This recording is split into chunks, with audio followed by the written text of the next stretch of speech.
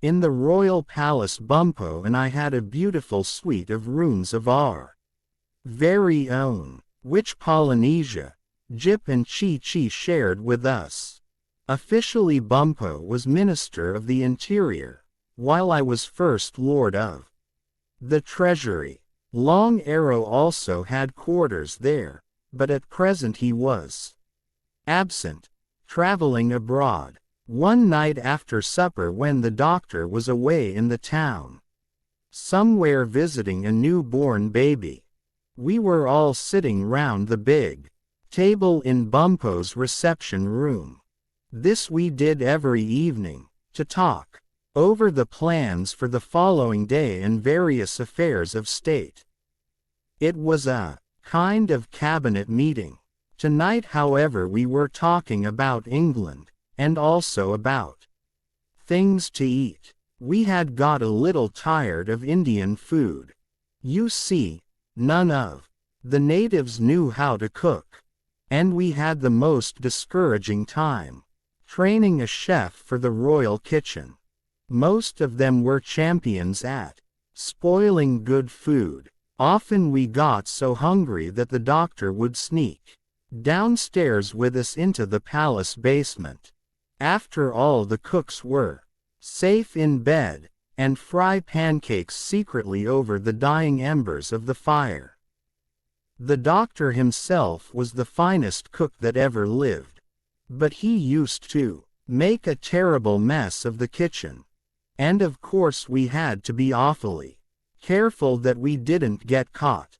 Well, as I was saying, tonight food was the subject of discussion at the cabinet meeting, and I had just been reminding Bumpo of the nice dishes we had had at the bed maker's house in Monteverde.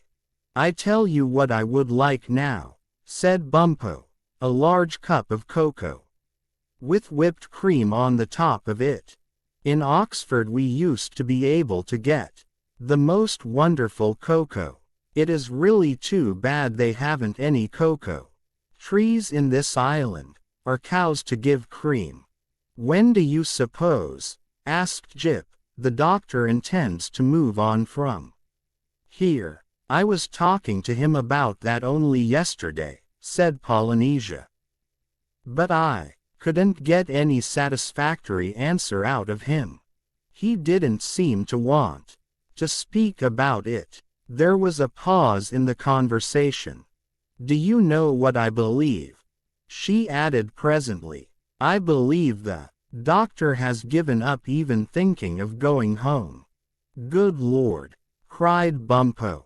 You don't say. Shish, said Polynesia. What's that noise? We listened, and away off in the distant corridors of the palace we heard the sentries crying, "The king! Make way! The king! It's he!" At last, whispered Polynesia, late, as usual.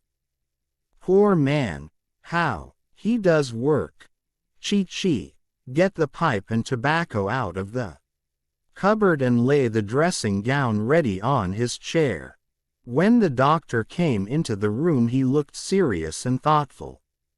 Wearily he took off his crown and hung it on a peg behind the door. Then he exchanged the royal cloak for the dressing gown, dropped into his chair at the head of the table with a deep sigh and started to fill his pipe. Well, asked Polynesia quietly, how did you find the baby? The baby, he murmured. His thoughts still seemed to be very far away. Ah yes, the baby was much better, thank you, it has cut its second tooth. Then he was silent again, staring dreamily at the ceiling through a cloud of tobacco smoke, while we all sat round quite still, waiting. We were wondering, Doctor, said I at last, just before you came in, when you would be starting home again. We will have been on this island 7 months tomorrow. The doctor sat forward in his chair looking rather uncomfortable. Well, As a matter of fact, said he, after a moment, I meant to speak to you, myself this evening on that very subject. But it's, a little hard to make anyone exactly understand the situation. I am afraid that it would be impossible for me to leave the work I am now engaged on. You remember, when they first insisted on making me king, I told you it was not easy to shake off responsibilities once you had taken them up. These people have come to rely on me for a great number of things. We found them ignorant of much that white people enjoy, and we have, one might say, changed the current of their lives considerably. Now it is a very ticklish business to change the lives of other people, and whether the changes we have made will be, in the end, for good or for bad, is our lookout. He thought a moment, then went on in a quieter, sadder voice. I would like to continue my voyages and my natural history work. And I would like to go back to Puddleby, as much as any of you. This is March, and the crocuses will be showing in the lawn. But that which I feared has come true. I cannot close my eyes to what might happen if I should leave these people and run away. They would probably go back to their old habits and customs, wars, superstitions, devil worship and what not, and many of the new things we have taught them might be put to improper use and make their condition, then, worse by far than that in which we found them. They like me, they trust me, they have come to look to me for help in all their problems and troubles. And no man wants to do unfair things to them who trust him. And then again, I like them. They are, as it were, my children. I never had any children of my own, and I am terribly interested in how they will grow up. Don't you see what I mean? How can I possibly run away and leave them in the lurch? No, I have thought it over a good deal and tried to decide what was best. And I am afraid that the work I took up, when I assumed the crown I must stick to. I'm afraid I've got to stay. For good? For your whole life? Asked Bumpo in a low voice. For some moments the doctor, frowning, made no answer. I don't know, he said at last. Anyhow, for the present there is certainly no hope of my leaving. It wouldn't be right. The sad silence that followed was broken finally by a knock upon the door. With a patient sigh the doctor got up and put on his crown and cloak. Again. Come in, he called, sitting down in his chair once more. The door opened and a footman, one of the 143, who were always on night duty, stood bowing in the entrance. Oh, kindly one, said he, there is a traveler at the palace gate who would have speech with your majesty. Another baby's been born, I'll bet a shilling, muttered Polynesia. Did you ask the traveler's name? Inquired the doctor. Yes, your majesty, said the footman. It is Long Arrow, the son of Golden Arrow. Long Arrow, cried the doctor. How splendid! Show him in. Show him in at once. I'm so glad, he continued, turning to us as soon as the footman had gone. I've missed Long Arrow terribly. He's an awfully good man to have around, even if he doesn't talk much. Let me see. It's 5 months now since he went off to Brazil. I'm so glad he's back safe. He does take such tremendous chances with that canoe of his, clever as he is. It's no joke, crossing 100 miles of open sea in a 12-foot canoe. I wouldn't care to try it. Another knock, and when the door swung open in answer to the doctor's call, there stood our big friend on the threshold, a smile upon his strong, bronzed face. Behind him appeared two porters carrying loads done up in Indian palm matting. These, when the first salutations were over, Long Arrow ordered to lay their burdens down. "Behold, O kindly one," said he, "I bring you, as I promised, my collection of plants which I had hidden in a cave in the Andes. These treasures represent the labors of my life." The packages were opened, and inside were many smaller packages and bundles. Carefully they were laid out in rows upon the table. It appeared at first a large but disappointing display. There were plants, flowers, fruits, leaves, roots, nuts, beans, honeys, gums, bark, seeds, bees, and a few kinds of insects. The study of plants, or botany, as it is called, was a kind of natural history which had never interested me very much. I had considered it, compared with the study of animals, a dull science. But as Long Arrow began taking up the various things in his collection and explaining their qualities to us, I became more and more fascinated.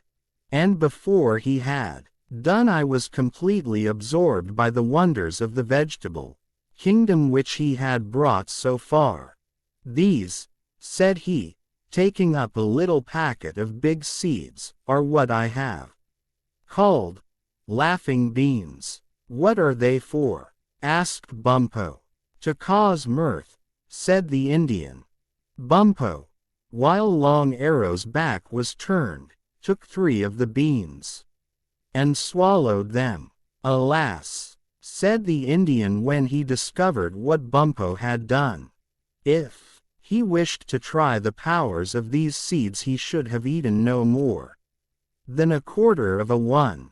Let us hope that he does not die of laughter."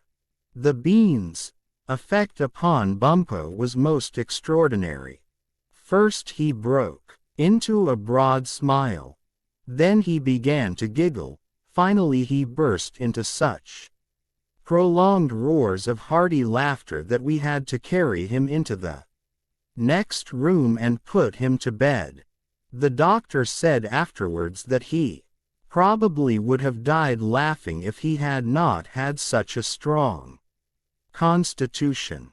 All through the night he gurgled happily in his sleep, and even when we woke him up the next morning he rolled out of bed still chuckling. Returning to the reception room, we were shown some red roots which Long Arrow told us had the property, when made into a soup with sugar and salt, of causing people to dance with extraordinary speed and endurance. He asked us to try them, but we refused, thanking him.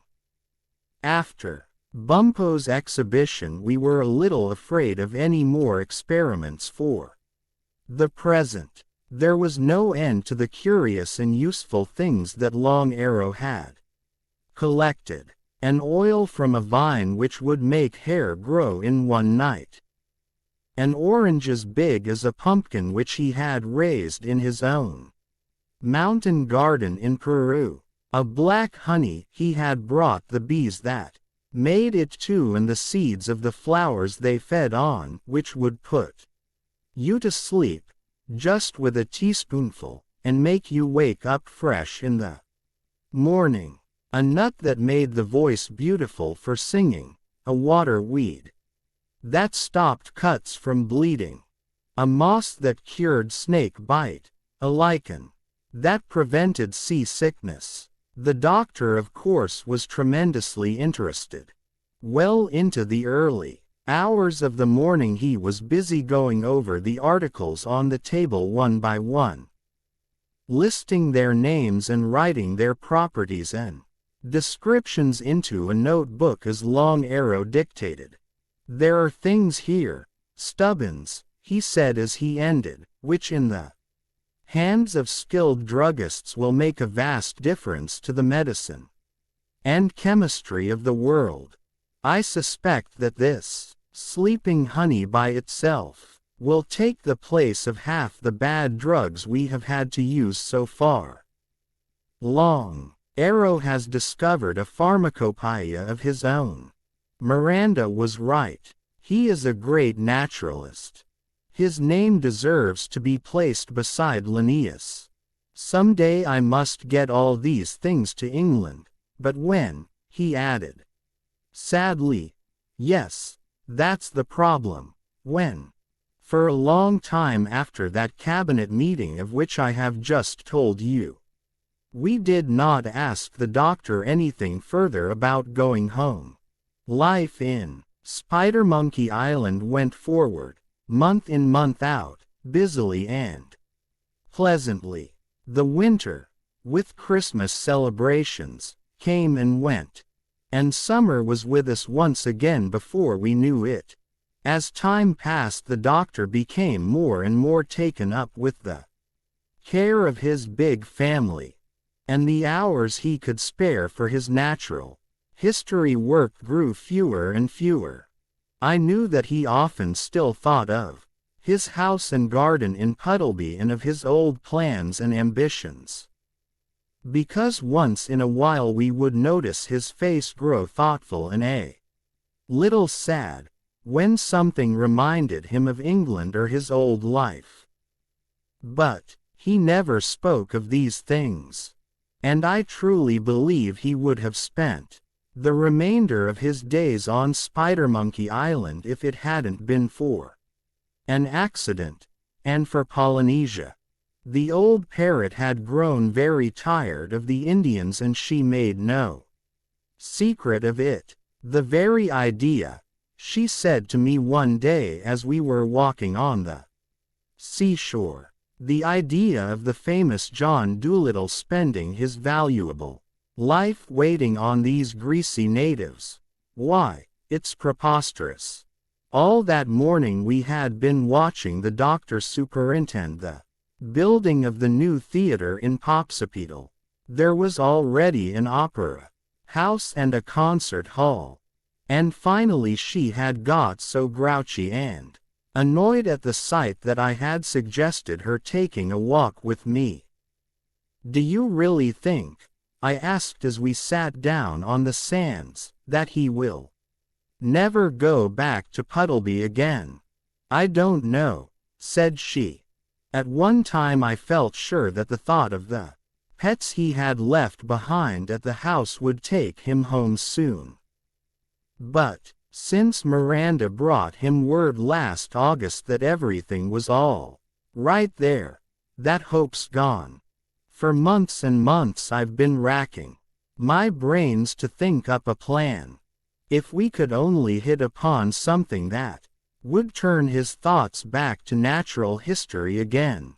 I mean something big enough to get him really excited, we might manage it." "But how?" She shrugged her shoulders in disgust. "How? When all he thinks of now is paving streets and teaching papooses that twice one are two." It was a perfect Popsipetel day, bright and hot, blue and yellow. Drowsily I looked out to sea, thinking of my mother and father. I wondered if they were getting anxious over my long absence. Beside me, old Polynesia went on grumbling away in low steady tones, and her words began to mingle and mix with the gentle lapping of the waves upon the shore. It may have been the even murmur of her voice, helped by the soft and balmy air, that lulled me to sleep. I don't know. Anyhow, I presently dreamed that the island had moved again, not floatingly as before, but suddenly, jerkily, as though something enormously powerful had heaved it up from its bed just once and let it down. How long I slept after that I have no idea. I was awakened by a gentle pecking on the nose. "Tommy, Tommy." It was Polynesia's voice. "Wake up. Gosh, what a boy, to sleep through an earthquake and never notice it. Tommy, listen. Here's our chance now. Wake up, for goodness sake." "What's the matter?" I asked, sitting up with a yawn. "Shish. Look," whispered Polynesia, pointing out to sea. Still only half awake, I stared before me with bleary, sleep-laden eyes. And in the shallow water, not more than 30 yards from shore, I saw an enormous pale pink shell. Dome-shaped, it towered up in a graceful rainbow curve to a tremendous height, and round its base the surf broke gently in little waves of white. It could have belonged to the wildest dream. "What in the world is it?" I asked. "That," whispered Polynesia, "is what sailors for hundreds of years have called the sea serpent. I've seen it myself more than once from the decks of ships, at long range, curving in and out of the water. But now that I see it close and still, I very strongly suspect that the sea serpent of history is no other than the great glass sea snail that the fidget told us of. If that isn't the only fish of its kind in the 7 seas, call me a carrion crow. Tommy, we're in luck. Our job is to get the doctor down here to look at that prize specimen before it moves off to the deep hole. If we can, then trust me, we may leave this blessed island yet. You stay here and keep an eye on it while I go after the doctor. Don't move or speak. Don't even breathe heavy. He might get scared, awful timid things, snails. Just watch him, and I'll be back in 2 shakes." Stealthily creeping up the sands till she could get behind the cover of some bushes before she took to her wings, Polynesia went off in the direction of the town, while I remained alone upon the shore, fascinated watching this unbelievable monster wallowing in the shallow sea. It moved very little. From time to time it lifted its head out of the water, showing its enormously long neck and horns. Occasionally it would try and draw itself up, the way a snail does when he goes to move, but almost at once it would sink down again as if exhausted. It seemed to me to act as though it were hurt underneath, but the lower part of it, which was below the level of the water, I could not see. I was still absorbed in watching the great beast when Polynesia returned with the doctor. They approached so silently and so cautiously that I neither saw nor heard them coming till I found them crouching beside me on the sand. One sight of the snail changed the doctor completely. His eyes just sparkled with delight. I had not seen him so thrilled and happy since the time we caught the jabizri beetle when we first landed on the island. "It is he," he whispered, "the great glass sea snail himself, not a doubt of it. Polynesia, go down the shore away and see if you can find any of the porpoises for me. Perhaps they can tell us what the snail is doing here. It's very unusual for him to be in shallow water like this. And, Stubbins, you go over to the harbor and bring me a small canoe. But be most careful how you paddle it round into this bay. If the snail should take fright and go out into the deeper water, we may never get a chance to see him again. And don't tell any of the Indians," Polynesia added in a whisper as I moved to go. "We must keep this a secret or we'll have a crowd of sightseers round here in 5 minutes. It's mighty lucky we found the snail in a quiet bay."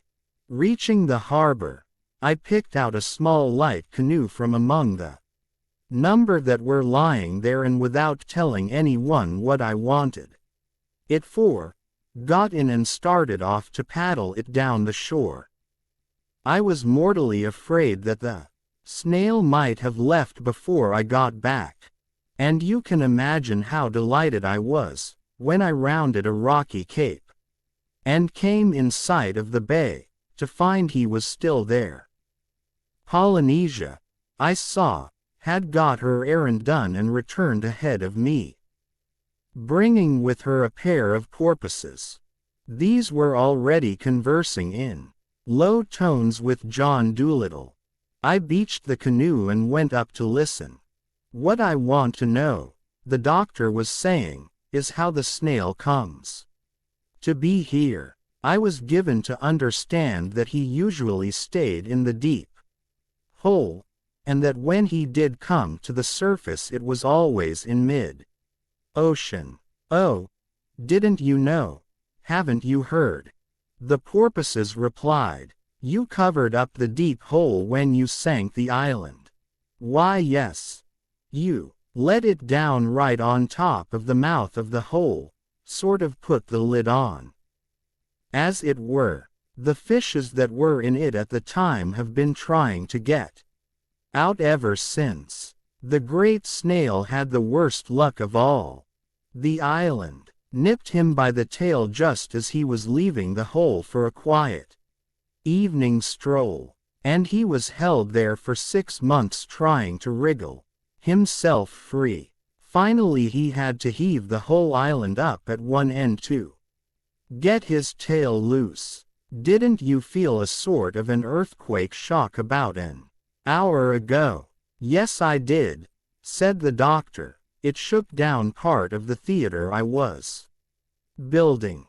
"Well, that was the snail heaving up the island to get out of the hole," they said. "All the other fishes saw their chance and escaped when he raised the lid. It was lucky for them he's so big and strong. But the strain of that terrific heave told on him. He sprained a muscle in his tail and it started swelling rather badly. He wanted some quiet place to rest up, and seeing this soft beach handy he crawled in here." "Dear me," said the doctor. "I'm terribly sorry. I suppose I should have given some sort of notice that the island was going to be let down. But, to tell the truth, we didn't know it ourselves. It happened by a kind of an accident. Do you imagine the poor fellow is hurt very badly?" "We're not sure," said the porpoises, "because none of us can speak his language. But we swam right around him on our way in here, and he did not seem to be really seriously injured." "Can't any of your people speak shellfish?" the doctor asked. "Not a word," said they. "It's a most frightfully difficult language. Do you think that you might be able to find me some kind of a fish that could?" "We don't know," said the porpoises. "We might try." "I should be extremely grateful to you if you would," said the doctor. "There are many important questions I want to ask this snail, and besides, I would like to do my best to cure his tail for him. It's the least I can do.